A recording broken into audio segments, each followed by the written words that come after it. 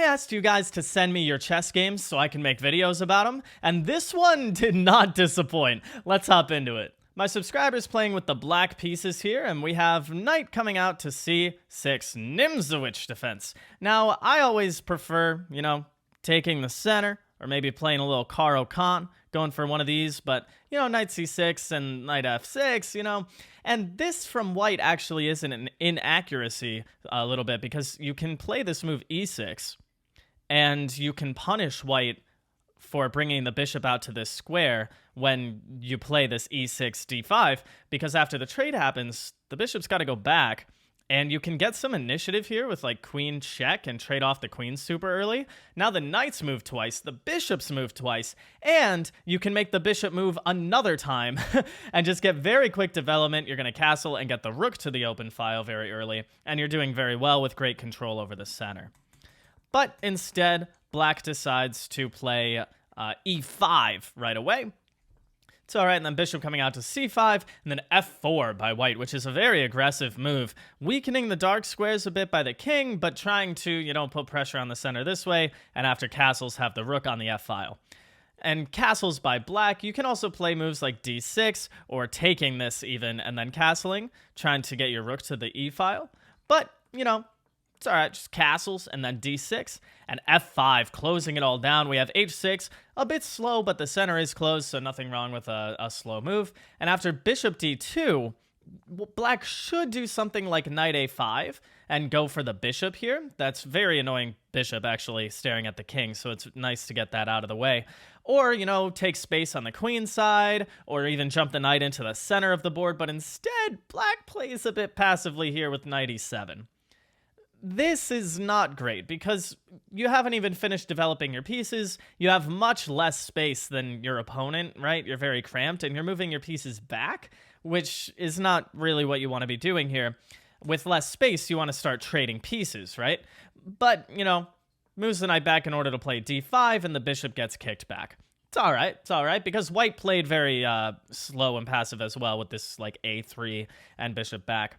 And then trading in the center of the board, there's this interesting move that the computer gives, knight takes f5, sacrificing the knight for a couple of pawns, right? And then after something like queen e2, you just play e4, and you're just shredding open the center of the board because white has not castled, and this is just going to be bad news bears for white after like takes, and this is just ugly. The knight has to jump into e5, and then queen e8 or queen e7 or queen d4 even, and you're threatening, a lot of nasty stuff here.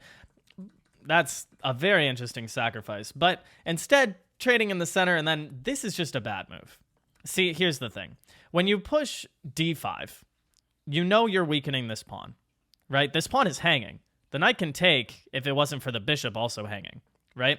And you trade and put the bishop here, and this is just not going to work because just queen e2, and then giving away the bishop, you opened up the position and then gave away your bishop. What are you doing? You're giving away the bishop, and now there's no way to save this pawn. You're already pretty much lost. You're much worse. It's +2 for white. You have to play like knight c6, right? Because why did you drop back in the first place? You shouldn't be so passive, because now you have to go back to c6 anyway, and you still lose the pawn, right? You still lose the pawn. That's not even the best move. Best move is g4, and you're getting just plowed on the king side. But yeah, so giving away the bishop and knight h5. Not even trying to hang on to the pawn. Just giving up the pawn for a one-move attack on the queen. This is just a one-move attack, and your knight is basically trapped now. The knight has no other squares to go to, right? So after this, the knight's just trapped. The top move is to just give away the knight, except this sacrifice doesn't work like before, right? Sorry, not queen takes, but pawn takes. And it's just, yeah, your knight is just trapped now because you sent it on a mission to attack the queen and get trapped. So anyway, the queen goes to g4 and g5. Oh my goodness. Have you looked at the ratings of these players, by the way? We have an 1800 and a 1750. And I'll give you a spoiler here. The game review gave them ratings of around 1300.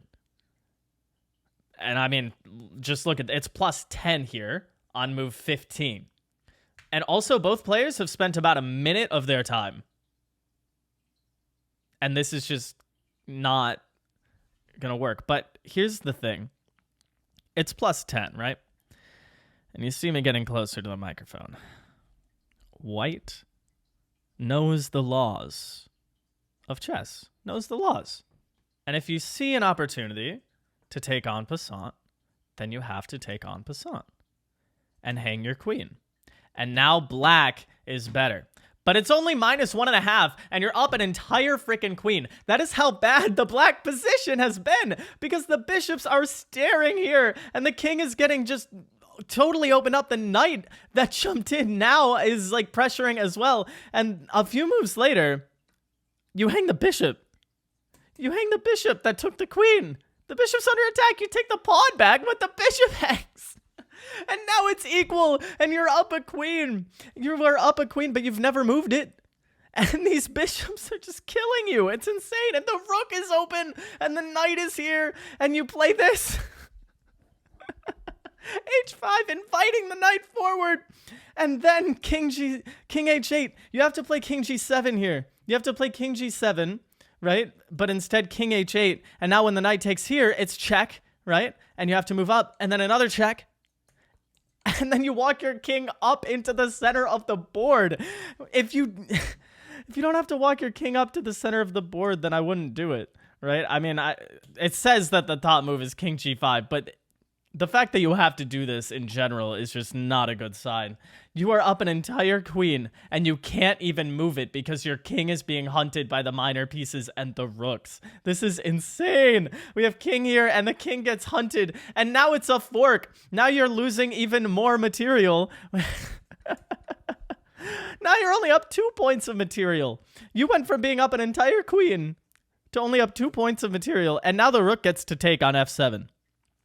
Because the bishops are snipers from all the way back here in this completely open position, and the rooks are just going to kill you. It's +5 now.